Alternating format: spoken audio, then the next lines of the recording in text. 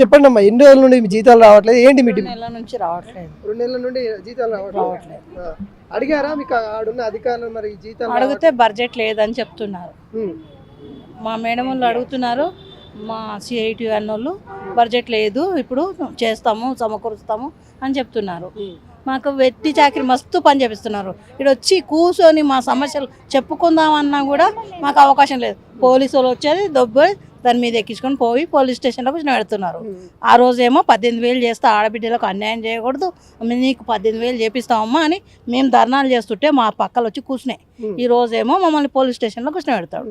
ఎందుకమ్మా మరి ఎందుకు భయపడతా ఉంది ప్రభుత్వం? మిమ్మల్ని ఎందుకు అరెస్ట్? మేము భయపడతలేము, వస్తుంటే పోలీసులు మా ఎమ్మడి మమ్మల్ని చూసి వాళ్ళు భయపడుతున్నారు. పోలీస్ స్టేషన్లో కూడా పోయి కూర్చొని పెడితే ఇంకెవ్వరి లోలి లేకుంటుందని అట్లా భయపడుతున్నారు.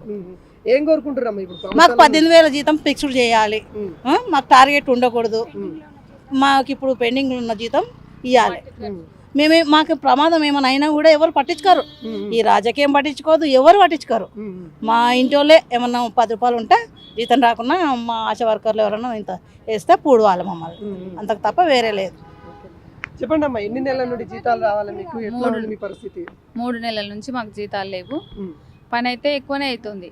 మా పై అధికారులు జీతం వస్తుందా వస్తలేదా అవన్నీ చూడరు. మీరు పని అయితే చేయాలి ఖచ్చితంగా. వాళ్ళు పెడతానే ఉంటారు, ఆన్లైన్ పని చేస్తుంటారు. మేము మమ్మల్ని ఆ రోజు తీసుకున్నది చనిపోతూ ఏ బిడ్డ పుట్టకూడదు, జన్మనిస్తూ ఏ తల్లి చనిపోకూడదని తీసుకున్నారు. మాతృమరణాలు శిశు మరణాలు జరగకూడదని తీసుకున్నారు. ఆ రోజున్న పనికి ఈ రోజున్న పనికి చాలా తేడా ఉంది. అన్ని పనులు ఆన్లైన్ పనులు మాతోనే చేపిస్తున్నారు. మేము ఏది అడగనీయకుండా మా గొంతు ఎక్కడెక్కడికే ఇళ్ళల్లో అరెస్టులు చేస్తున్నారు. పల్లెటూర్లలో కూడా ఏ ఆశ వరకు ఇంటికి పోయి అక్కడ విలేజ్లో ఎక్కడంటే ఇక్కడ అరెస్ట్ చేస్తున్నారు. ఇంతవరకు ఎట్లనో లాగా ఇంత దూరం వచ్చినా ఈడికి వచ్చినా కూడా అరెస్ట్లే చేస్తున్నారు. మా బాధ ఏందో, మహిళలకి సానుకూలంగా ఉంది అని చెప్తా, సానుకూలంగా ఉంది, కోటీశ్వరం చేసే ఆలోచనలో ఉన్నామని చెప్తా ఉన్నారు. మీరేమో ఇలా వ్యతిరేకంగా ఇట్లా మా కడుపు నిండట్లేదు, మాకు పనికి తగిన డబ్బులు రావట్లేదు. మాకు ఫిక్స్ చేస్తామని ప్రతి ప్రభుత్వం వాళ్ళ కాలం గడుపుకొని వాళ్ళు పోతున్నారే కానీ మమ్మల్ని పట్టించుకునే వాళ్ళు లేరు. ఆ ప్రభుత్వం ఉన్నప్పుడు ఇవే ధర్నాలు చేసినాం. ఈ ప్రభుత్వం వాళ్ళు వచ్చి మా టెంట్ల దగ్గరికి వచ్చి మీకు న్యాయం చేస్తాము, మీకు ఫిక్స్డ్ వేతనం చేస్తామని చెప్పిండ్రు. మేనిఫెస్టోలో కూడా పెట్టిండ్రు. అది భగవద్గీత లాంటిది మేనిఫెస్టో అంటారు. మళ్ళీ అది ఎక్కడ పోయిందో ఏమో వాళ్ళకే తెలియాలి. ఏం కోరుకుంటారమ్మా ప్రభుత్వాల నుండి? మీరు ఏం కోరుకుంటా ఉన్నారు? సీఎం రేవంత్ రెడ్డికి ఏం చెప్పదలుచుకున్నారు? మాకు 18,000 ఫిక్స్డ్ వేతనం చేయాలి, 50,000 మట్టి ఖర్చులు ఇవ్వాలి, పిఎఫ్ ఈఎఫ్ఐ సౌకర్యం కల్పించాలి, ఎవరైనా అర్హత ఉన్న వాళ్ళకి ఏఎన్ఎం సౌకర్యం కల్పించాలి. ఒకవేళ ఏజ్ బారే ఎవరైనా పదవిల నుంచి పోతున్నారు అంటే వాళ్ళకి 50 లక్షలు ఇవ్వాలి. ఇవన్నీ మేము కోరుకుంటున్నాం. అరెస్టులు ఎలా వస్తా ఉన్నాయి? ఇప్పుడు అరెస్టులు అవుతా ఉన్నాయి చాలా మంది కూడా, మీతోటి వాళ్ళు కూడా చాలా మంది కూడా అరెస్ట్ అయ్యారు. అరెస్ట్ ఎక్కడెక్కడ అవుతున్నారు అసలు, దాక్కొని ఎట్లనో అట్లా బయట పడదామంటే కూడా ఎక్కడికి రానియకుండా ఏడ చూడ అరెస్ట్లే. బస్ ఎక్కితే బస్సులకు వస్తున్నారు, బస్ స్టాప్లలో వస్తున్నారు పోలీసులు. ఇంత దాకా వచ్చినామంటే నయం అనుకుంటే ఇప్పుడు కూడా అరెస్ట్ చేస్తున్నారు. కేటీఆర్ కూడా మీకు మద్దతు ఇవ్వడానికి వస్తున్నాను కూడా పిలుపునిచ్చారు కదా. ఆ ప్రభుత్వంలో ఉన్నప్పుడు వాళ్ళు ఎంతో కొంత పెంచిన మాట నిజమే. అయితే ఇప్పుడు వాళ్ళు మాకు మద్దతుని ఇస్తున్నారు, వాళ్ళని వీళ్ళని కొట్టి పారేస్తున్నారు. ఎవరి ప్రభుత్వం వాళ్ళది, వాళ్ళు అంతే వీళ్ళంతే, ఎవరేం తక్కువ కాదు. మాకైతే న్యాయం జరగట్లేదు. చెప్పండి అమ్మా, ఎక్కడి నుండి వచ్చారు, ఏంటి అసలు మీ సమస్య ఏముంది? మమ్మల్ని ఇప్పుడు ఆన్లైన్ వరకు ఎన్సిడి వరకు మళ్ళీ బీపీ షుగర్ టాబ్లెట్లు ఉన్న ఒక్కొక్కరు చదువు రాని వాళ్ళు ఉన్నారు. వాళ్ళు ఎట్లా చూసి ఇస్తారు టాబ్లెట్లు? అయినా ఆశలతోటే ఇప్పిస్తున్నారు. మళ్ళీ ఏ రిపోర్ట్ అయినా ప్రతి ఒక్క రిపోర్ట్ అయినా ఆశ నుంచే పోవాలి. రిపోర్టు పోతేనే వాళ్ళు మీ కుర్చీల మీద కూర్చున్న ఖాళీ ఇట్లా రాసి మీదికి పెట్టుకుంటారు. చేసేది మేము, పేరు తెచ్చుకునేది వాళ్ళు. కానీ ఎవరు చేస్తున్నారని గుర్తించడం లేదు. కనీసం ఇప్పటికైనా గవర్నమెంట్ కు మా వర్క్ ఏంది, మా కష్టం ఏంది, మా జీతం ఏంది అనేది కరెక్ట్ తెలుసుకోవాలి. ఎంత బాధపడుతున్నాం మేము. పొద్దున 9 గంటలకు పోతే రాత్రి 10 గంటల దాకా, ఒక్కొక్క రోజు డెలివరీ కేసుకు పోతే 2 రోజులు పడుతుంది. చిన్న పిల్లలు ఉన్న వాళ్ళు ఏడుస్తారు, తల్లి లేదని. అయినా మా బాధ ఎవరు పట్టించుకోవడం లేదు. ఏం చేయడం లేదు అసలు, ఎవరు అబ్జర్వ్. ఇప్పుడు గత 3 నెలల నుంచి జీతం రాలేదు. ఒక్కొక్కరు ఇంత కష్టపడుతున్నాం. సాలిసాలని జీతాలు, ఆ జీతాలైనా కరెక్ట్ టైంకి ఇస్తే అయిపోతుంది కదా. 18,000 ఫిక్స్డ్ అన్నావు, 18,000 15,000 కనీసం ఫస్ట్ ఎక్కంగానే పాపం ఎందుకు వాళ్ళని ఇబ్బంది పెట్టడం అని 2 సంవత్సరాలన్నర నుంచి ఎదురు చూస్తున్నాము. ఒక్కొక్కళ్ళ కళ్ళ కంచి రక్తం వస్తుంది, ఆయన ఎవరు గుర్తించడం లేదు. ఎక్కడి నుండి వచ్చారమ్మా? ఎక్కడి నుండి వచ్చారు? మేము మెదక్ నుండి వచ్చినాం. మెదక్ నుండి ఈ దాకా వచ్చారు. ఇక్కడ చూస్తున్నామా అరెస్ట్ చేస్తారు? అరెస్ట్ చేస్తున్నారు. పొద్దున నిన్న సాయంత్రం వెళ్ళినాము ఏదో మా కడుపు గురించి కొట్లాడతామని, అయినా ఇంత గుర్తిస్తలేరు. అరెస్ట్ చేపిస్తున్నారు, అసలు ఇట్లా నిలబడనిస్తలేరు రోడ్ల మీద.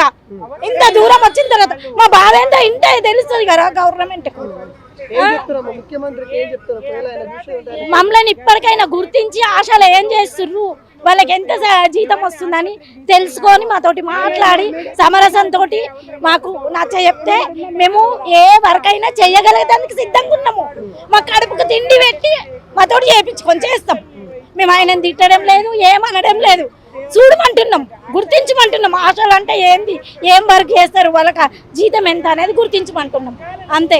ఆయన మమ్మల్ని గుర్తించి మాకు ఖచ్చితంగా 18,000 జీతం చేయాలి, మాకు రెగ్యులర్గా జీతం కావాలి. మళ్ళీ మాకు బీమాకు సౌకర్యం లేదు. చనిపోతే ఒక ఆశ చనిపోతే ఎవరు చూడడానికి వస్తలేరు. ఆశకు చనిపోయిన ఆశా వర్కర్కు కనీసం మట్టి ఖర్చులను ఇవ్వాలి, లేకపోతే వాళ్ళ పిల్లలకి ఏదన్నా ఉద్యోగం అన్నా ఏదైనా కల్పించాలి. మళ్ళీ మేము కొంతమంది డెలివరీలకు పోయి వస్తే యాక్సిడెంట్లు అవుతున్నాయి, కాళ్ళు ఇరుగుతున్నాయి, చేతులు ఒక్క ఈఎఫ్ఐ పిఎఫ్ఐ ఏది లేదు, ఒక జీవిత బీమా అనేది లేదు. జీవిత బీమా కల్పించాలి మాకు.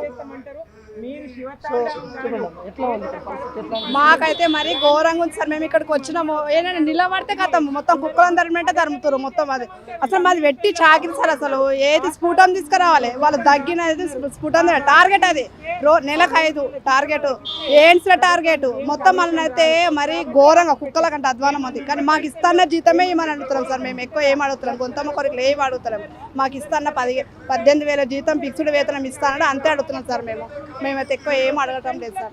దయచేసి సార్ మాకు దయచేసి మనల్ని గుర్తించి మా కడుపు సోదరులు విని మా ఫ్యామిలీ గోస చూసి ఒక్కసారి మీరు చూడండి సార్. మాకు ఇస్తున్న వేతనం ఇవ్వండి సార్, ఫిక్స్డ్ వేతనం ఇవ్వండి సార్, అంతే. సో ఇక్కడ ఆశా వర్కర్ల వాళ్ళ యొక్క బాధ వర్ణనాతీతంగా ఉంది. వాళ్ళు కన్నీరు మున్నీరు అవుతున్న పరిస్థితి కనబడతా ఉంది. 3 నెలల నుండి దాదాపుగా 3 నెలల నుండి వాళ్ళకి జీతాలు రావట్లేదు అని కూడా వాళ్ళు బాధ వ్యక్తం చేస్తూ ఉన్నారు. చాలామంది కూడా వాళ్ళ పని ఒత్తిడి అవుతా ఉన్నా కానీ మేము భరించుకొని పనిచేస్తూ ఉన్నాము. అనేక మంది పేషెంట్స్ అయినా కానీ మేము దగ్గరుండి గోళీలు ఇచ్చేసి వాళ్ళకి ఆరోగ్యాన్ని కాపాడడానికి ప్రయత్నం చేస్తూ ఉన్నాం. కానీ ప్రభుత్వం మమ్మల్ని పట్టించుకోవట్లేదు అంటూ వాళ్ళు ఆవేదన వ్యక్తం చేస్తున్న పరిస్థితి కనబడతా ఉంది. ఎక్కడికక్కడ అరెస్ట్ చేస్తూ ఉన్న నేపథ్యం కూడా కనబడతా ఉంది. ఆశా వర్కర్ల యొక్క డిమాండ్స్ నెరవేర్చాలని వాళ్ళు ధర్నాకి దిగిన పరిస్థితి కనబడతా ఉంది. అక్కడ ధర్నా చేయకుండా ధర్నా చౌక్ నుండి అరెస్ట్ చేస్తున్న నేపథ్యం అయితే చూస్తూ ఉన్నాం. మనం చూడాలి ప్రభుత్వం దీనిపైన కొంత సీరియస్ తీసుకొని వాళ్ళ యొక్క డిమాండ్స్ నెరవేరాలని కోరుకుంటూ కెమెరామ్యాన్ రవీందర్తో అనిల్, ధర్నా చౌక్, హైదరాబాద్.